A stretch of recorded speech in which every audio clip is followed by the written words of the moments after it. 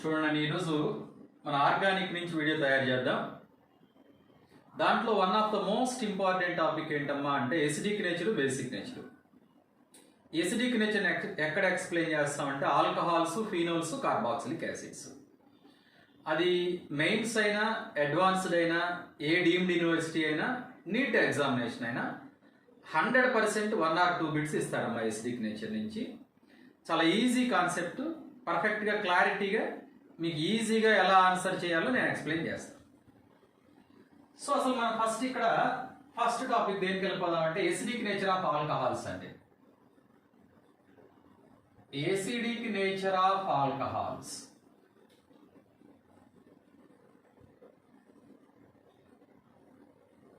Acidic nature of alcohols అంటే ఈ acidic nature of ఆల్కహాల్స్కి వెళ్ళిపోయే ముందు అసలు ఫస్ట్ యాసిడ్ అంటే ఏంటో చూద్దాం అన్న. A substance which can able to donate proton or to lose proton is called an acid according to Bronsted Lowry theory. జనరల్గా దాన్నే మనం ఫాలో అవుతాం. అంటే ఏదైనా సరే ఒక సబ్స్టెన్స్ H+ కనుక డొనేట్ చేస్తే అంటే H+ డోనార్ అంటే ఈజ్ కాల్డ్ అన్ యాసిడ్ అన్నమాట. H+ డొనేట్ చేస్తే అన్ యాసిడ్ అంటే. మరి రిలేటివ్ స్ట్రెంత్ ఎలా చెప్తామంటే ఏ యాసిడ్ అయితే which one has greater tendency to lose proton is called strong acid అండి. Lesser tendency to lose proton అయితే వీక్ యాసిడ్. ఆ రిలేటివ్ స్ట్రెంత్ ని ఎక్స్ప్లెయిన్ చేయడానికి మనం ఎవరిని యూజ్ చేస్తామంటే KA, PKA వాల్యూస్ని యూజ్ చేస్తాం. KA వాల్యూ ఎలా అంటే like equilibrium constant. KC note చేసినట్టుగానే KA note చేస్తాం. ఇక్కడ మీరు ఒకటి గుర్తుపెట్టుకోండి, high KA, low PKA strong acid అండి. అంటే నేను ఇక్కడ ఫర్ ఎగ్జాంపుల్ ఇట్లా స్ట్రాంగ్ యాసిడ్ ఎలా నోట్ చేసుకొని ఇక్కడ హై KA అమ్మా, అలాగే ఏంట్రా అంటే లో PKA అండి. High KA, low PKA strong acid. ఇది తెలుసు కదా, PKA అంటే లైక్ pH లాగా. PKA ఈజ్ ఈక్వల్ నెగిటివ్ లాగదేమా KA అన్నమాట. Which of the following has more acidic అంటాడు. లేదా నెక్స్ట్ క్వశ్చన్ ఏమంటారంటే ఈ PKA వాల్యూస్ ప్రకారం order of acidic nature note చేయమంటాడు. లేదా KA వాల్యూస్ ప్రకారం order of acidic nature note చేయమంటాడు. అందువల్ల KA, PKA వాల్యూస్ మీద కూడా మనకు ఒక అవగాహన ఉండాలి, గ్రిప్ ఉండాలి. డౌట్ లేదు కదమ్మా. Strong acids will have higher KA values or lower PKA values. Bit ఇలా ఇస్తాడు, which of the following is more acidic, లేదా which of the following has high KA value, లేదా low PKA value. More acidic అంటే high KA, low PKA.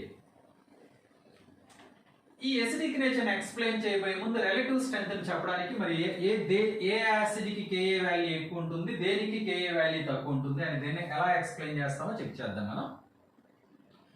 So ఎప్పుడు మీరు ఒక point గుర్తుపెట్టుకోండి అమ్మా, యాసిడ్ లో నుంచి H+ కనుక లూజ్ అయితే మనకు ఫామ్ అయిన దాన్ని ఏమంటారా అంటే కాంజుగేట్ బేస్ అంటామండి. యాసిడ్ లో నుంచి H+ లూజ్ అయితే ఫామ్ అయిన దాన్ని కాంజుగేట్ బేస్. ఈ కాంజుగేట్ బేస్ కనుక మోర్ స్టేబుల్ అయితే పేరెంట్ వన్ ఏమవుతుందమ్మా అంటే మోర్ ఎసిడిక్ అవుతుందండి. యాసిడ్ లో నుంచి H+ లూజ్ అయితే ఫామ్ అయిన దాన్ని కాంజుగేట్ బేస్ అండి. ఆ కాంజుగేట్ బేస్ కనుక మోర్ స్టేబుల్ అయితే పేరెంట్ వన్ మోర్ ఎసిడిక్. ఏ conjugate base more stable? Conjugate base more stable అవ్వాలి అంటే లో ఛార్జ్ ఉండాలి. నేను ఇక్కడ ఫర్ ఎగ్జాంపుల్ ఇక్కడ ఏం చేశాను రా అంటే HA అనే ఒక యాసిడ్ తీసుకున్నాను. యాసిడ్ కాబట్టి H+ లూజ్ అయిందమ్మా. ఇక్కడ మనకు ఫామ్ అయిన కాంజుగేట్ బేస్ A- అండి. ఇది CB కాంజుగేట్ బేస్. ఈ కాంజుగేట్ బేస్ కనుక ఇక్కడ మనకి మోర్ స్టేబుల్ అయింది అంటే దాని పేరెంట్ యాసిడ్ ఏమవుతుందిరా అంటే మోర్ ఎసిడిక్ అవుతుందండి. More acidic. సో ఈ కాంజుగేట్ బేస్ మోర్ స్టేబుల్ అవ్వాలి అంటే ఏముండాలమ్మా? లో ఛార్జ్ ఉండాలి. కాంజుగేట్ బేస్ మోర్ స్టేబుల్ అవ్వాలి అంటే లో ఛార్జ్ ఉండాలి. ఎప్పుడు ఫండమెంటల్ పాయింట్ గుర్తుపెట్టుకోండి, ion with low charge is more stable అండి. Ion with low charge is more stable. అది whether it is cation or anion అండి. ఈ 3 పాయింట్స్ ని పర్ఫెక్ట్ గా గుర్తుపెట్టుకోండి అమ్మా. గుర్తుపెట్టుకోవడం అంటే మనకి కాన్సెప్ట్ విత్ కాన్సెప్ట్ క్లారిటీ ఉండాలి. సో అప్పుడు మీరు ఆల్కహాల్స్ ఎసిడిక్ నేచర్ అయినా, ఫీనోల్స్ అయినా, కార్బాక్సిలిక్ యాసిడ్స్ అయినా ఎక్కడైనా ఎసిడిక్ నేచర్ ఎక్స్ప్లెయిన్ చేయాలి అంటే based on stability of its conjugate base. The acid which gives more stable conjugate base is more acidic in nature. That is the fundamental point. The acid which gives the more stable conjugate base is more acidic in nature. The conjugate base with low charge is more stable and its parent acid is more acidic in nature. Last 2 points perfect గా చూసుకోండి, అవే ఇక్కడ మనం note చేసింది. ఇంక ఇప్పుడు మన ఎగ్జాంపుల్లోకి వచ్చేద్దామండి. ఇక్కడ ఈ కాంజుగేట్ బేస్ స్టెబిలిటీ దేని మీద ఎఫెక్ట్ అవుద్దిరా అంటే ఆ కాంపౌండ్ లో ఉన్న సబ్స్టిట్యూయెంట్స్ మీద. అంటే ఆ సబ్స్టిట్యూయెంట్ ఎలక్ట్రాన్ రిలీజింగ్ గ్రూప్ అయినా అవ్వచ్చు, ఎలక్ట్రాన్ విత్డ్రాయింగ్ గ్రూప్ అయినా అవ్వచ్చు అండి. సో నేను ఇప్పుడు కాంజుగేట్ బేస్ అనుకుంటే మనం ఏమనుకున్నామమ్మా, ఏ మైనస్ అండి. A minus is the conjugate base. ఈ కాంజుగేట్ బేస్ ఎవరు కనెక్ట్ అయ్యింది అంటే ఎలక్ట్రాన్ విత్డ్రాయింగ్ గ్రూప్ కనెక్ట్ అయ్యింది అనుకుందాం. ఇక్కడ నేమ్ లోనే ఉందండి ఎలక్ట్రాన్ విత్డ్రాయింగ్ గ్రూప్. విత్డ్రా అంటే తీసుకుంటుందండి. ఈ బాండ్ పెయిర్ ని ఈ గ్రూప్ అట్రాక్ట్ చేస్తుంది. Electron withdrawing group attracts the bond pair towards it self అండి. Therefore, negative charge on conjugate base decreases. As the charge decreases, stability increases and its parent acid acidic nature increases. Anyhow, అంటే ఇప్పుడు మనం ఏం చెప్పవచ్చు ఇక్కడ, electron withdrawing group increases the acidic nature అండి. Increases the acidic nature. ఎలా అమ్మా, withdrawing group తీసుకుంది కదా, by decreasing the negative charge on conjugate base అండి. ఎప్పుడైతే చార్జ్ డిక్రీజ్ అయిందో స్టెబిలిటీ పెరుగుతుంది. Or by stabilising the conjugate base. By stabilising the conjugate base అండి. ఇది ఇంపార్టెంట్. దీనికి ఆపోజిట్ లో ఎలక్ట్రాన్ రిలీజింగ్ గ్రూప్ నోట్ చేస్తాను చెప్పాం. Electron withdrawing group increases the acidic nature by decreasing the, ఎందుకంటే ఎలక్ట్రాన్ విత్డ్రాయింగ్ గ్రూప్ కాబట్టి ఈ బాండ్ పేర్ ని తీసుకుంటుంది. ఎప్పుడైతే ఈ బాండ్ పేర్ ఇటువైపు వస్తుందో ఇక్కడ నెగిటివ్ చార్జ్ తగ్గుతుంది. చార్జ్ తగ్గగానే స్టెబిలిటీ పెరుగుతుంది. అంటే ఓవరాల్ గా electron withdrawing group increases the acidic nature by decreasing the negative charge on the conjugate base or by stabilising the conjugate base అని. సిమిలర్లీ దీనికి ఆపోజిట్ నోట్ చేస్తాం. ఇక్కడ ఎలక్ట్రాన్ రిలీజింగ్ గ్రూప్ కనుక connect అయింది అనుకుందాం. This is electron releasing group అంటే name లోనే ఉంది ఎలక్ట్రాన్ రిలీజింగ్ అంటే ఎలక్ట్రాన్ ఇస్తుంది. ఎలక్ట్రాన్ నెగిటివ్ ఛార్జ్ ఇచ్చింది. ఎప్పుడైతే ఎలక్ట్రాన్ నెగిటివ్ ఛార్జ్ ఇచ్చిందో ఇక్కడ నెగిటివ్ ఛార్జ్ ఇంక్రీజ్ అవుతుంది. Anion with more charge is less stable and its parent acid is less acidic అండి. అంటే therefore electron releasing group decreases the acidic nature అండి. decreases the acidic nature. ఎలా అమ్మా, by increasing the negative charge on conjugate base or by destabilizing the, ఎప్పుడైతే charge increase అవుతుందో stability తగ్గుతుంది. by destabilizing the conjugate base అండి. ఈ 2 points very very important అమ్మా. ఎక్కడైనా సరే ఎసిడిక్ నేచర్ ఎక్స్ప్లెయిన్ చేయాలి అంటే ఓవరాల్ గా ఎలక్ట్రాన్ విత్డ్రాయింగ్ గ్రూప్ ఉంటే ఎసిడిక్ నేచర్ ఇంక్రీజ్ అవుతుంది. ఎలక్ట్రాన్ రిలీజింగ్ గ్రూప్ కనుక ఉంటే ఎసిడిక్ నేచర్ డిక్రీజ్ అవుతుంది. మైనస్ ఐ ఎఫెక్ట్ గ్రూప్స్ అన్ని ఎలక్ట్రాన్ విత్డ్రాయింగ్ గ్రూప్, అలాగే మైనస్ ఆర్ ఎఫెక్ట్ గ్రూప్స్ అన్ని electron withdrawing group. Minus I effect groups, minus R effect groups మళ్ళీ ఇంకొకసారి discuss చేద్దాం. అవి మన జీఓసి దగ్గర ఎగ్జాంపుల్లో చూసాం. ఇప్పుడు ఈ minus I effect, minus R effect group అంటే NO2 గ్రూప్ కానీ, COOH గ్రూప్ కానీ, ఆల్డిహైడ్ గ్రూప్ కానీ, ఇవన్నీ కూడా దేని కిందకు వస్తాయి అమ్మా అంటే CN గ్రూప్ కానీ, minus I effect electron withdrawing groups. అలాగే మైనస్ ఆర్ ఎఫెక్ట్ కూడా అవే మనం నోట్ చేయొచ్చు. ఎవరు CHO కానీ, CO గ్రూప్ కానీ, COOH కానీ, యాసిడ్ డెరివేటివ్స్ కానీ, సైనైడ్ గ్రూప్ కానీ, NO2 కానీ, ఇవన్నీ కూడా ఎలక్ట్రాన్ విత్డ్రాయింగ్ గ్రూప్స్. అలాంటి ఎలక్ట్రాన్ విత్డ్రాయింగ్ గ్రూప్స్ కనుక ఉంటే కాంజుగేట్ బేస్ మీద నెగిటివ్ ఛార్జ్ తగ్గుతుంది, స్టెబిలిటీ పెరుగుతుంది, ఎసిడిక్ నేచర్ కూడా ఇంక్రీజ్ అవుతుంది. Next one. సో ఇప్పుడు ఈ కాన్సెప్ట్ని బేస్ చేసుకొని మన ఆల్కహాల్స్లోకి వచ్చేద్దాం. ఇది ఫస్ట్ ఇక్కడే మీరు నేర్చుకోవాల్సింది. ఇప్పుడు దాకా చెప్పింది పర్ఫెక్ట్గా ఒక 2-3 టైమ్స్ కాన్సెప్ట్ ట్రై చేయండి. ఇప్పుడన్నీ కూడా ఎగ్జాంపుల్స్ కిందకే వచ్చినట్లు లెక్క అనమాట. ఇక్కడ మనం ఇప్పుడు ఆల్కహాల్స్ నోట్ చేద్దామండి. ఈ ఆల్కహాల్స్ కనుక మనం నోట్ చేసినట్లయితే ఫస్ట్ స్టార్టింగ్ ఆల్కహాల్ ఎవరమ్మా అంటే primary alcohol, that is methyl alcohol అండి, 1 carbon alcohol. So next alcohol ఎవరిని తీసుకున్నానమ్మా అంటే CH3CH2OH ethyl alcohol.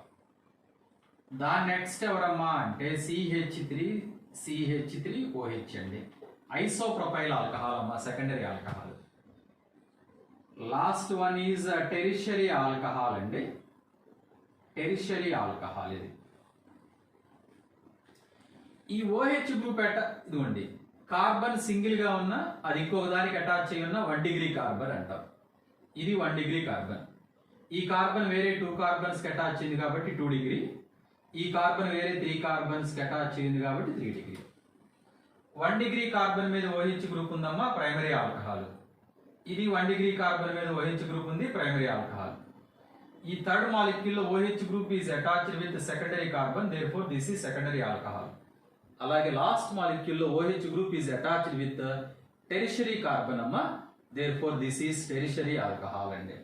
Last one is tertiary alcohol, secondary alcohol. ఇవి రెండు ప్రైమరీ ఆల్కహాల్స్ అండి.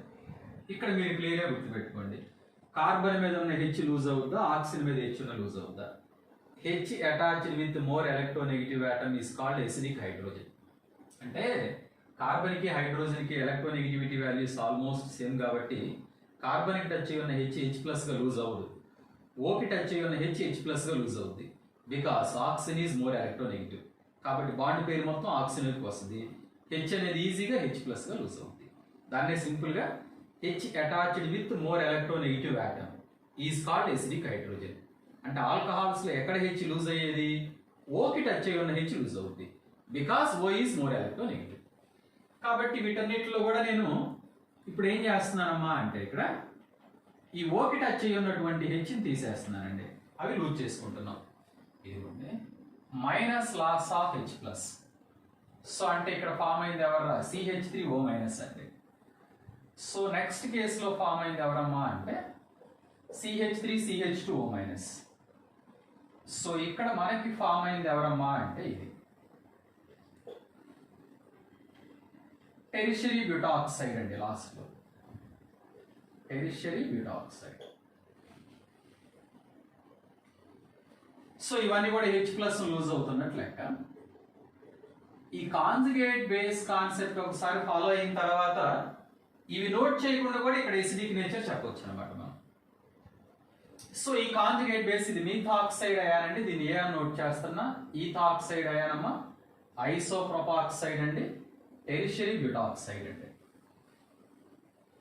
ఇక్కడ ఒక పాయింట్ మీరు గమనించండి, ఈ రిలేటివ్ స్టెబిలిటీ ఇక్కడ ఎక్స్ప్లెయిన్ చేయాలి. ABCDలకి రిలేటివ్ స్టెబిలిటీ ఎక్స్ప్లెయిన్ చేద్దాం. అంటే ఇక్కడ మన order of stability of conjugate basis. ఇక్కడ ఒక పాయింట్ మీరు గమనించండి, ఇది 1 కార్బన్ ఆల్కైల్ గ్రూప్ అమ్మ, 2 carbon alkyl group, 3 carbon 4 carbon. ఇక్కడ ఒక పాయింట్ ఇంపార్టెంట్ పాయింట్ మనం GOCలో ఇండక్టివ్ ఎఫెక్ట్ దగ్గర చెప్తాం. As the size of alkyl group అండి increases, as the size of alkyl group increases అమ్మా, ఎలక్ట్రాన్ రిలీజింగ్ నేచర్ ఇంక్రీజెస్ అండి. ఈ పాయింట్ ఒక గుర్తుపెట్టుకోండి, ఆల్కైల్ గ్రూప్ సైజ్ ఇంక్రీజ్ అయింది అంటే ఎలక్ట్రాన్ రిలీజింగ్ నేచర్ కూడా ఇంక్రీజ్ అవుతుంది. ఆల్కైల్ గ్రూప్ సైజ్ ఇంక్రీజ్ అయింది అంటే ఎలక్ట్రాన్ రిలీజింగ్ నేచర్ కూడా ఇంక్రీజ్ అవుతుంది. అంటే ఇప్పుడు ABCDలో ఏ ఆల్కైల్ గ్రూప్ కి ఎలక్ట్రాన్ రిలీజింగ్ నేచర్ ఎక్కువ అమ్మా, ఈ డిలో ఉన్నటువంటి tertiary butyl alkyl group, tertiary butyl alkyl group కి ఎలక్ట్రాన్ రిలీజింగ్ నేచర్ ఎక్కువ అండి. సో నేనేం చేస్తున్నానమ్మా అంటే లాస్ట్ లో ఇక్కడ ఈ ఆర్డర్ ఆఫ్ స్టెబిలిటీ